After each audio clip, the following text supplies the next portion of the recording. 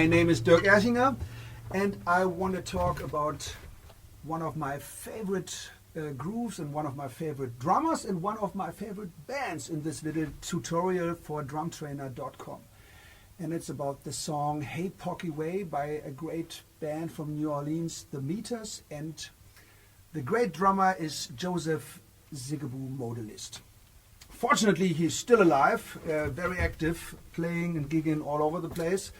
Awesome drummer, and I would say the Meters and Zigaboo are as influential for R&B and funk and even pop music like the Godfather James Brown. So they are not that popular like James Brown, but I would say they're extremely influential, and Zigaboo is an extremely inspiring drummer. So whether you play punk music or heavy metal or hard rock or R&B, I think every drummer could listen to Zigaboo and get inspired and suck something out for your own playing. And that song I want to talk about, Hey Pocky A-Way, why do I like it so much? Because it's so straight. Zigaboo plays it in such a straight way, very laid back, but also very moving, like a locomotive. So it's going straight forward. It's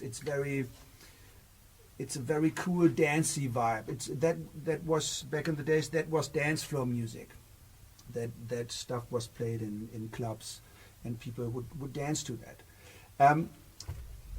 What is the main part of the groove? So it's like a 3-3-2 rhythmic pattern or a 3-clave. It's 1 2 3 1 2 3 1 2 1 2 3 1 2 3 1 2 1 2 3 1 2 3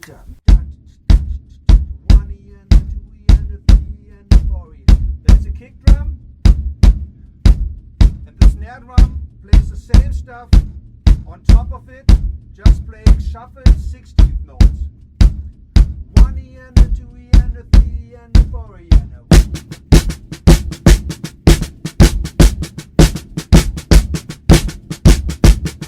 And later, the hi-hat comes in. And the upbeats.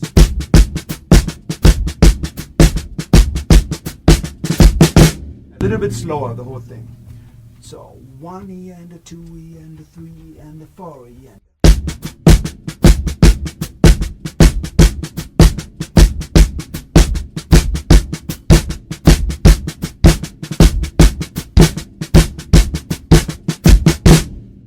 so it's not so complicated, but it's not so easy also. So it's if you have to work on your independence, it's kind of challenging to put everything together, but it's not really a very big deal.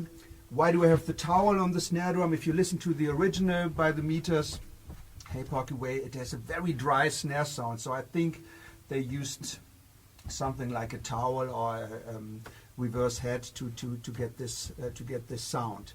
So, and if let's talk about the feel. How do you get this feel? How do you get this in between feel? Back in the days, they would say swing feel, then they said funk shuffle, then they said hip hop shuffle. Today people say in between.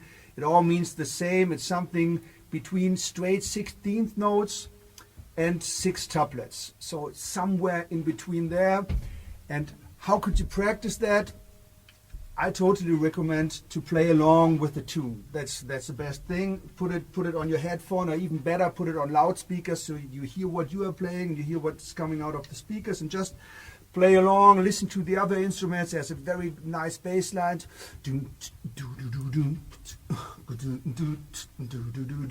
So every time I play a groove like that, I try to sing this bass line in my head. So this would be one way to really get the feel right. Another trick I was told once by a great drummer from the UK, Ash Sohn, great studio drummer, and he did a workshop at Drumtrainer, and he said that a percussionist recommended this to him. So if you have a tambourine like this, you hold it straight down like this, and you shake it, then it's very straight, so it's almost binary, or it is binary. 1 E and a 2 E and a 3 E and a 4 E. And if you turn a little bit sideways, it starts to shuffle. You hear that? And the more you turn it, Now it's like very shuffleish, almost like two-step.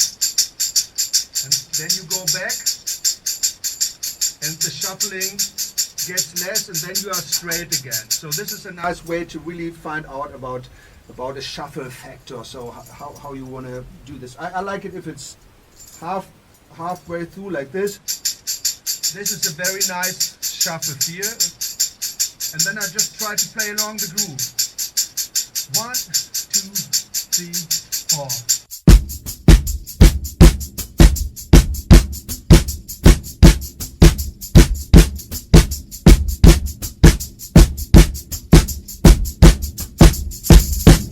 So that's one way to get this feel right, and of course play along with the track.